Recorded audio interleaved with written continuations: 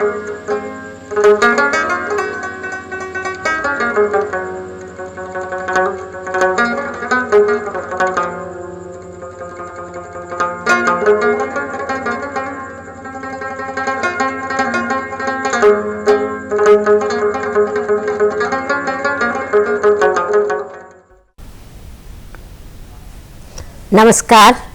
दूरदर्शन जालंधर के माध्यम से रचना कार्यक्रम देखने वाले सभी दर्शकों का हार्दिक अभिनंदन और स्वागत। जैसा कि आप जानते हैं, रचना कार्यक्रम में जहां हम आपको हिंदी साहित्य के विभिन्न विषयों से अवगत करवाते हैं, वहीं हम कुछ ऐसी शख्सियतों से भी आपको रूबरू करवाते हैं जिनका हिंदी साहित्य जगत में एक विशेष नाम और स्थान रहता है। ऐसी ही एक शख्सियत आज हम आपसे रूबरू करवाने जा रहे हैं, जो सहज हैं, सरल हैं, सौम्य हैं, कवित्री हैं, लेखिका हैं और कहानीकार हैं। मेरी मुराद है डॉक्टर वीणा विज जी से। वीणा जी, आपका बहुत बहुत स्वागत हमारे इस कार्यक्रम रचना में।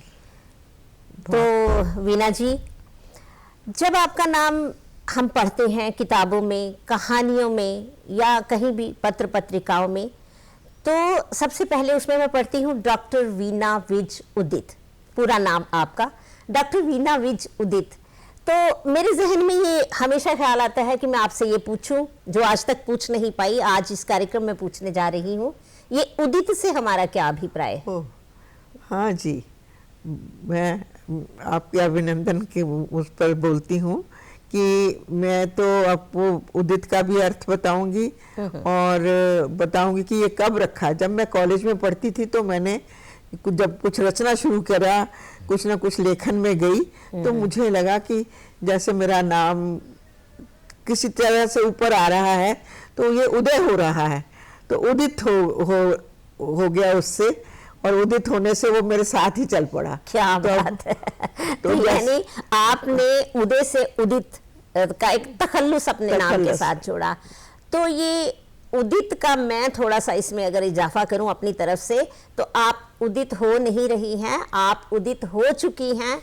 आप तो हिंदी साहित्य जगत में दैदीप्यमान हैं, आकाश मंडल पर शोभायमान हैं। वीणा जी, बात शुरू करूंगी, करें प्रश्नों का सिलसिला शुरू।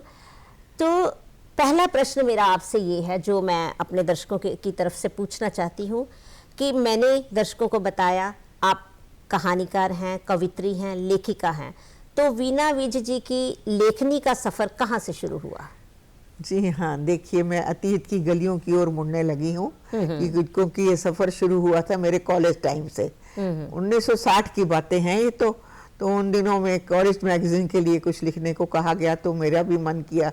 मैंने कविता लिखी तो हमारी जो प्रोफेसर थी चतुर्वेदी, उन्होंने कहा कि आपकी कविता तो बहुत पसंद आई मुझे, आप लेखन करिए ना, लेखन क्यों नहीं करते हैं। और मैं चुपचाप लेखन करना शुरू हो गई, पर अपनी डायरी तक ही वो सीमित था, वो मैंने बाहर नहीं आने दिया, क्योंकि उसमें मैं कहानियां भी लिख रही थी, तो वो मेरे साथ साथ चल रही थी।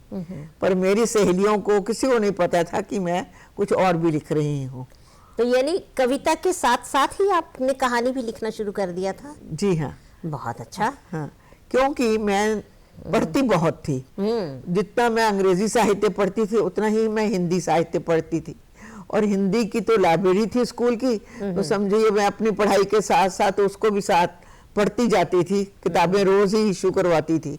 तो बंकिम चंद्र, रविन्द्रनाथ टैगोर, शरद चंद्र, प्रेमचंद और आचार्य चतुर्सेन या वृंदावन लाल वर्मा, सबकी कहानियां उस जमाने में मैंने पढ़ डाली। और शायद उसी पढ़ने का ये असर था कि जब मैं लिखने लगी तो मेरी लेखनी एकदम चल पड़ी, और मेरे में मुझे लगा कि लेखन का शिल्प ज्ञान अपने आप आ गया है। क्योंकि मेरी अभी मैं बताइए, एक कहानी मैंने लिखी,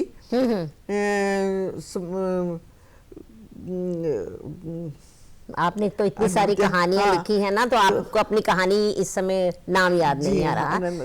चलिए उसकी बात हम बाद में करते हैं। तो अक्सर कहा जाता है कि एक अच्छा कवि बनने के लिए आपको अपने से पहले के पूर्वज जो अच्छे कवि हैं उनको पढ़ना चाहिए, और एक कहानीकार बनने के लिए भी अच्छे लेखकों की कहानियां पढ़ना बहुत ज़रूरी है। तो जैसा हम वीना जी से सुन रहे हैं कि इन्होंने लिखने से पहले पढ़ा बहुत। लियो टॉलस्टॉय थे, या क्या कहते हैं, अभी तो सिडनी शेल्डन मेरी फेवरेट कहानीकार थी, इनको मैं पढ़ती थी, या बारबरा कार्टलैंड थी, और तो इनको, और हैरोल्ड रॉबिन्स थे, तो ये विस्तृत में लिखते थे। इनको पढ़ना बड़ा जानकारी होती थी कि आपको कोई भी दृश्य लिखना है तो उसका पूरा विवरण करना है। तो ये सारा ज्ञान मुझे कोई वैसे टीचर ने नहीं बताया, ये मेरे पठन ने बताया कि मैं पढ़ती हूँ तो मुझे ये सारा कुछ करना है। या मैं जो विमल मित्र की मेरे को कहानियां पढ़ती थी तो मुझे बहुत पसंद आती थी। अज्ञे की कहानियां, अज्ञे मेरे बहुत ही पसंदीदा लेखक रहे हैं, कहानियों में भी और कविताओं में भी। और परसाई जी तो हमारे घर के पास ही रहते थे, जबलपुर, जहाँ मेरे लोकल गार्जियन रहते थे। तो मतलब लेखकों का, और जो क्या कहते हैं, अंग्रेजी हो या हिंदी, सभी से मतलब एक परिचय मेरा हो गया था। मतलब लेखकों का जमावड़ा हर समय आपके आसपास ही रहा रहता था। और अक्सर कहा जाता है कि हर लिखने वाले के पीछे, चाहे वो कवि हो चाहे वो कहानीकार हो, किसी न किसी की प्रेरणा रहती है। तो शायद ये आपका इतना ज़्यादा पढ़ना और इतना ज़्यादा लेखकों का अपने आसपास जो रहना था, इसने भी आपको प्रेरित किया। जी हाँ, बहुत। इससे मेरे अंदर और होता क्या था कि हम लोग समाज में खुली आंखों से देखते हैं कि कहीं कुछ हो रहा है, तो अगर उसका हम विरोध नहीं कर पाते हैं। पर आपका लेखन ऐसा है, कलम ऐसी है कि वो कहती है, लो मैं लिखती हूँ, तुम अपना विरोध जो है मेरे द्वारा इसमें डालो और लिखो। और तो हम वो कहानियों का रूप ले लेता है। आपकी कल्पना कहाँ तक जाती है, उसको कहाँ किस मोड़ की तरफ ले जाती है, और आप उसको पेश कर देते हैं समाज में। और मेरी तो ये कोशिश रही है कि उसमें सकारात्मक बदलाव आए। अगर किसी में कोई प्रॉब्लम है तो उसका मैं हल भी ढूंढती हूँ, उस हल को एंड में देती हूँ। ये नहीं कि हाँ भाई वो प्रॉब्लम वहीं पे छोड़ दी, अब पाठक आपने उस बात को पूर्णतः सार्थक किया कि अगर आप प्रॉब्लम लेके आ रहे हैं तो सोल्यूशन भी आपके साथ ना always come with solutions, not with problems. तो क्योंकि आप अंग्रेजी साहित्य भी बहुत पढ़ती रही हैं, तो इसका भी आपके लेखन पर काफी प्रभाव रहा। बहुत। तो वीना जी, आपको क्या लगता है कि आप जो स्थापित हुई हैं हिंदी साहित्य जगत में, तो बतौर कवित्री आप अपने आप को ज्यादा सफल महसूस करती हैं या बतौर कहानीकार? ओह, बहुत मुश्किल सवाल है ये तो, क्योंकि दोनों ही मेरे तो एक दाहिना और बायां चीजें हैं कि मैं दोनों तरफ ऐसे चलती हूँ। और तीसरे मेरे संस्मरण बहुत चलने लग गए हैं, तो मेरे को तो ये लगता है कि मैं तो कहानी लेखन में बहुत ज़्यादा पसंद की जा रही हूँ। तो कविताएं भी मेरे को बहुत पसंद है, क्योंकि पहले जब मैं लिखने लगती हूँ तो कविताएं ही सामने आती हैं। कोई भाव ऐसा होता है कि वो संवेदनाएं पहले आके मुझे कहती हैं कि पहले इसको रच डालो, फिर कभी कभी तो मैं आधी रात को उठ के लिखने लग जाती हूँ, फिर सो जाती हूँ। अच्छा, मैंने एक बात और मेरे जहन में आ रही कि मैंने अक्सर देखा है जो आपकी कविताएं हैं, तो उसमें तो मानवीय संवेदनाओं की का मूल्य रहता ही है। मानवीय संवेदनाओं पे आपने बहुत ज़्यादा बढ़ चढ़ कर लिखा है, और आपकी जो कविताएं हैं बड़ी सार्थक भी साबित हुई हैं। लेकिन जब हम कहानियों की बात करते हैं ना, तो मेरे सामने आपकी कुछ किताबें हैं, ये मैं दर्शकों को बताना चाहती हूँ। ये मोह के धागे, ये वीना विज जी की कहानियों की पुस्तक है। बहुत प्रसिद्ध हुई, बहुत प्रचलित हुई, बड़ी चर्चा में भी रही। मोह के धागे के साथ साथ एक और आपकी कहानियों की किताब, जिससे मैं और मेरे सारे दर्शक आपको जानते हैं, पिघलती शिला। तो ये पिघलती शिला को भी बहुत ज़्यादा ख्याति प्राप्त हुई, इसके नाम से भी आप चर्चा में आई। और सबसे ज़्यादा वीना जी, जिससे मैंने आपको जाना, जिससे मेरे दर्शक बहुत ज़्यादा आपको पसंद भी करते रहे, ये तुरपाई। अब ये तीनों कहानियों की जो किताबें हैं आपकी, इन्होंने मुझे लगता है आपको हिंदी साहित्य जगत में बतौर कहानीकार स्थापित करने में एक महत्वपूर्ण और विशेष भूमिका निभाई है। तो इन कहानियों में मैंने जो देखा, अधिकांश कहानियों की बात करूंगी मैं, इन तीनों किताबों की अधिकांश कहानियों में हम देखते हैं कि मानवीय संवेदनाएं तो हैं ही बहुत सी कहानियों में, लेकिन इन सब में ज्यादा चर्चा औरतों की रही। जी हाँ, नारी प्रताड़ित होती रही है, ये तो एक खुला कथन है, और नारी विमर्श भी चलता रहा है इसी दौर में। तो ये कहानियां बहुत सारी मेरी नारी की प्रताड़ना के ऊपर ही है, कि और पर उनके विषय जो है जरा हटके हैं। पिघलती शिला का तो इसको 2007 में best book of the year authors guild of India ने दिया। क्या बात है, बहुत मुबारक आपको। हाँ, और उसके बाद लेखन तो चलता ही रहा है। तो इसमें समाज के कई पहलू मैंने उठाए हैं, जैसे बूढ़े माँ बाप के, या जो बच्चे बाहर कहीं बस जाते हैं तो उनके माँ बाप जो है कब उनको किस न छोड़ देते हैं, या इसमें एक कहानी ये भी है कि माँ वापस आती है बेटा और बहू के पास से, तो एयरपोर्ट पर ही अपना पासपोर्ट फेंक के डस्टबिन में डाल देती है कि अब मैंने दोबारा नहीं जाना। तो बहू का ये रूप भी है, एक तरह प्रताड़ित होती है, तो एक जगह एक स्त्री को प्रताड़ित कर रही है वो, तो एक ऐसा भी है।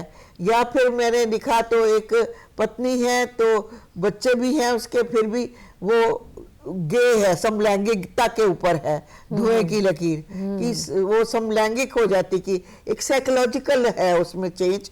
साइकोलॉजी और दर्शन शास्त्र जो है, मतलब मनोविज्ञान और दर्शन शास्त्र मेरे सब्जेक्ट रहे हैं, तो मेरी कहानियों को मोड़ वहां से मिल ही जाता है कोई ना कोई।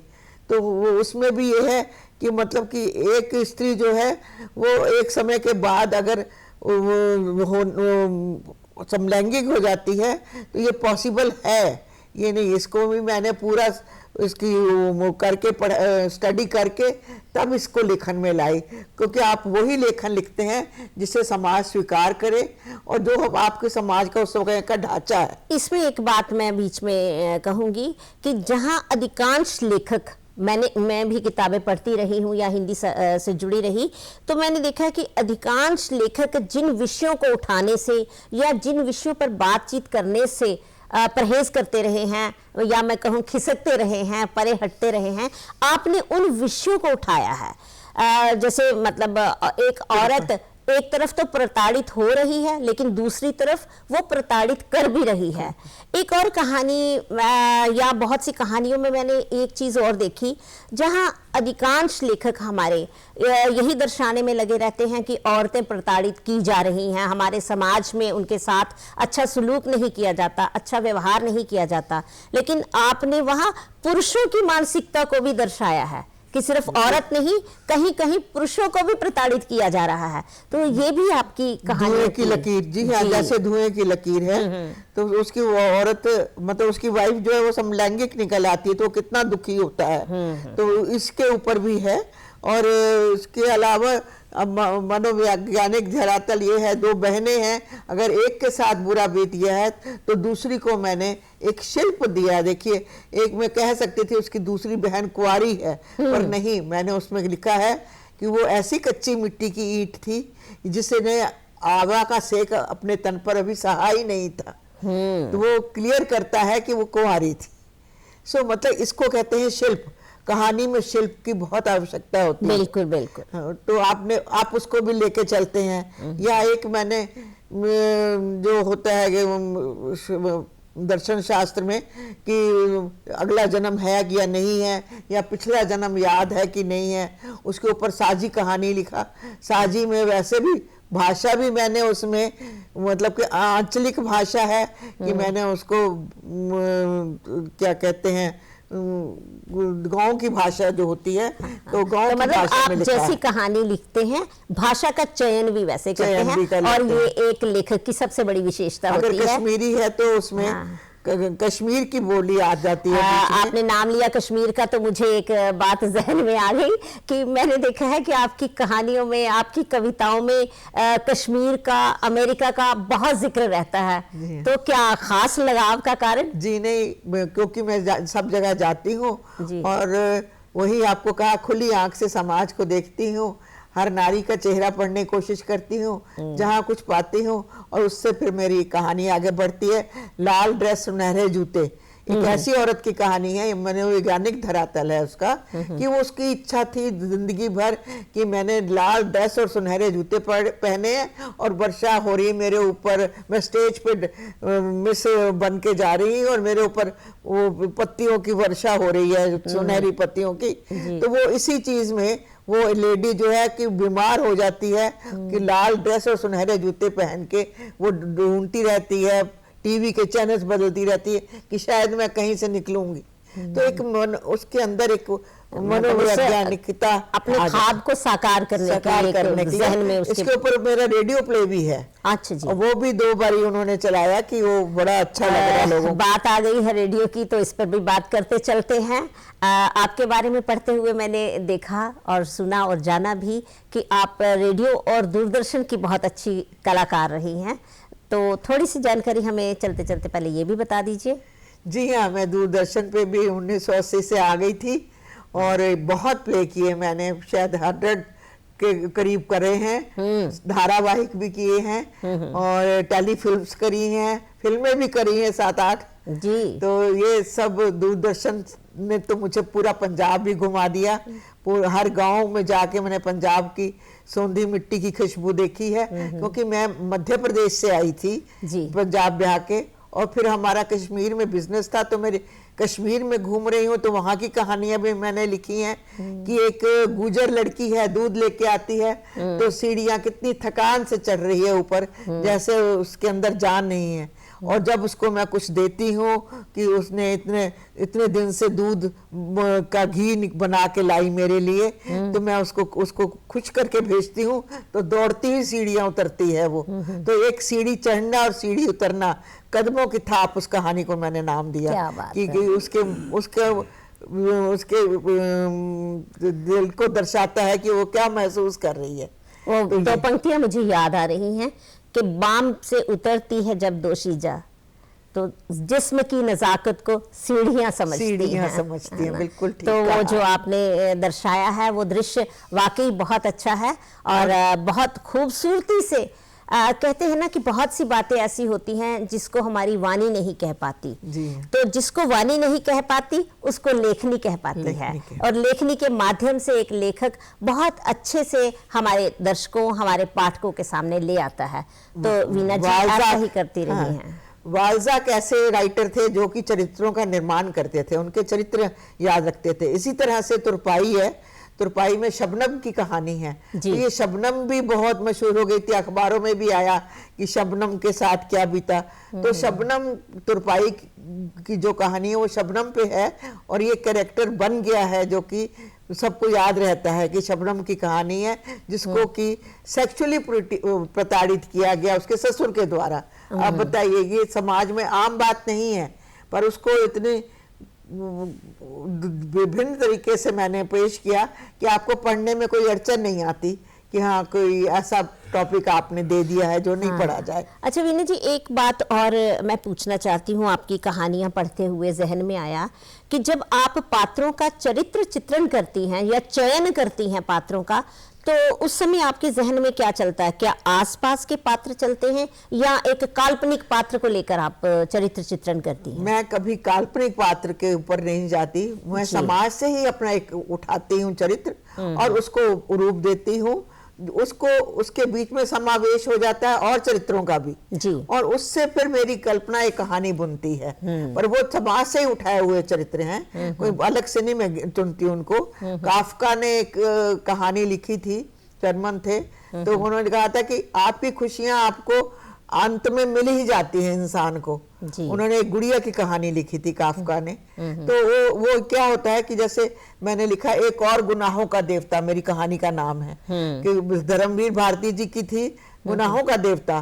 तो मैं वो सुधा और चंद्र की कहानी थी, तो मेरी भी कहानी जो है कनु की है कि वो उसको भी लगता है कि मेरे को अब तुम तो नहीं मिले, तुम भाग गए, भगोड़े निकले, तुम गांव भाग गए जब मेरी सगाई हुई, तो तुम यहाँ नहीं ठहरे, तुमने ये भी नहीं पता किया कि वो लड़का कैसा है। हालांकि वो लड़का किसी काम का नहीं है, सिर्फ बड़े बाप का बेटा निकला।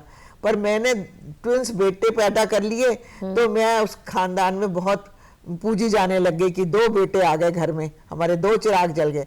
और अब मुझे लगता है कि जिस तरह उसने कहा था खुशी अंत में मिल जाती है, तो मुझे भी खुशी मिल गई है और बेटों के रूप में।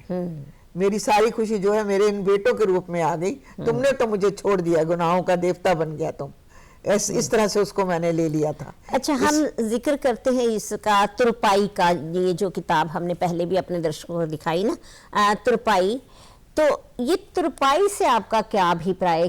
किस तरह की तुरपाई की जा रही है इस कहानी के माध्यम से? हाँ, ये है कि मेरा अब एक लड़की की वो है कि वो बता रही है कि मेरा आंचल फट गया है, अब इसकी कौन तुरपाई करेगा। तो वही है, शिल्प है इसमें। इस शिल्प से ये जाहिर होता है कि उसके साथ कुछ ऐसा घट गया है कि वो कैसे ठीक होगा। मतलब उस लड़की का ससुर उसको सेक्सुअली प्रताड़ित कर रहा है, तो वो कहती है कि ये तो मेरा आंचल फट गया, मेरा हस्बैंड तो गया हुआ है अमरनाथ यात्रा करने सवारियों को लेके, क्योंकि इस वक्त सीजन चल रहा है, यात्रा के दिन है, अमरनाथ यात्रा के दिन है। तो पीछे से मेरे ससुर ने मेरे साथ ऐसा हाल किया, तो बीबी तू बता, उसके आप पास आकर वो रोती है कि मेरे आंचल की तुरपाई कौन करेगा। मीन्स मेरा कैसे सब ठीक हो गया। हालांकि नूरा आ जाता है, शबनम का नूरा आता है, तो लगता है कि अब उसकी तरपाई हो ही जाएगी, क्योंकि हम बैठ के पराई स्त्री उसकी कुछ नहीं कर सकती, सिर्फ यही कर सकती है कि उसकी बात सुन सकती है कि हाँ उसका रोना। तो यानी ये तुरपाई से हमारा अभिप्राय किसी कपड़े की तुरपाई से नहीं था, रिश्तों की तुरपाई करना इस कहानी में ये दर्शाया गया है। वीणा विज जी, आपकी बतौर हमने कवित्री बात की, बतौर लेखिका कहानीकार हमने अपने दर्शकों को बताया आपके बारे में। आजकल आप सोशल मीडिया पे बहुत छाई हुई हैं और वो एक खास चीज को लेकर छाई हुई हैं, अपने संस्मरणों को लेकर। तो थोड़ा सा हमें, क्योंकि वक्त की हमारे पास कमी है, समय कम है, लेकिन मैं चाहती हूँ कि जो आज आप संस्मरण लिख रही हैं उसके बारे में थोड़ा सा जरूर हमारे दर्शकों को बताते चलिए। कश्मीर पहलगाम में रहने के कारण, क्योंकि मेरे हस्बैंड का बिजनेस कश्मीर में है, तो वहाँ रहने के कारण बॉलीवुड जो है शूटिंग करने, 70s की बातें हैं ये, जब आते थे यहाँ पे पहलगाम में, तो उनका हमारे साथ बहुत आना जाना रहता था, क्योंकि हमारा स्टूडियो था और वो वहीं पर आकर अपने रोज के मेकअप का अपने देखते थे कि आज हम कैसे लगे। ये हर एक को होता है कि मैंने काम किया है फिल्म में, तो मैं कैसा लग रहा था, बिल्कुल कैसा। तो वो आके वहां पे डार्क रूम में बैठे रहना और अपने को देखना कि मेरा गेटअप आज कैसे था, क्योंकि इनके रशेस होते हैं जो इन्होंने मैगजीन्स में देने होते हैं, बॉम्बे भेजने होते हैं साथ ही साथ। तो यानी ये जो हम संस्मरणों की बात कर रहे हैं, वीणा विज जी के बारे में, जैसा कि दर्शकों मैंने आपको पहले भी बताया कि ये रेडियो की और दूरदर्शन की कलाकार रही हैं, फिल्मों में भी काम करती रही हैं। तो बतौर आर्टिस्ट, ये खुद तो आर्टिस्ट रही हैं, लेकिन कलाकार इनके आसपास हमेशा से रहे हैं, उसका प्रभाव भी इनके चरित्र पर रहा, और उन्हीं के संस्मरणों को लेकर ये हमारे साथ अपनी कुछ बातें शेयर करती रही हैं, और संस्मरणों के माध्यम से आजकल सोशल मीडिया पर भी कर रही हैं। वीणा जी, आप इतने विस्तृत व्यक्तित्व की मालिक हैं कि हम चाहे तो हम बहुत ज्यादा कार्यक्रमों में भी आपका सारा कुछ समेट नहीं पाएंगे, लेकिन क्योंकि समय की सीमा रहती है, कार्यक्रम का अपना समय होता है और समय हमें इजाजत नहीं दे रहा हम और अधिक बातें करें। फिर मिलेंगे किसी नए विषय के साथ, अपने दर्शकों के साथ, और आज हमें इसी के साथ इजाजत दीजिए। नमस्कार वीणा जी, आप हमारे स्टूडियो में आए, बहुत बहुत धन्यवाद।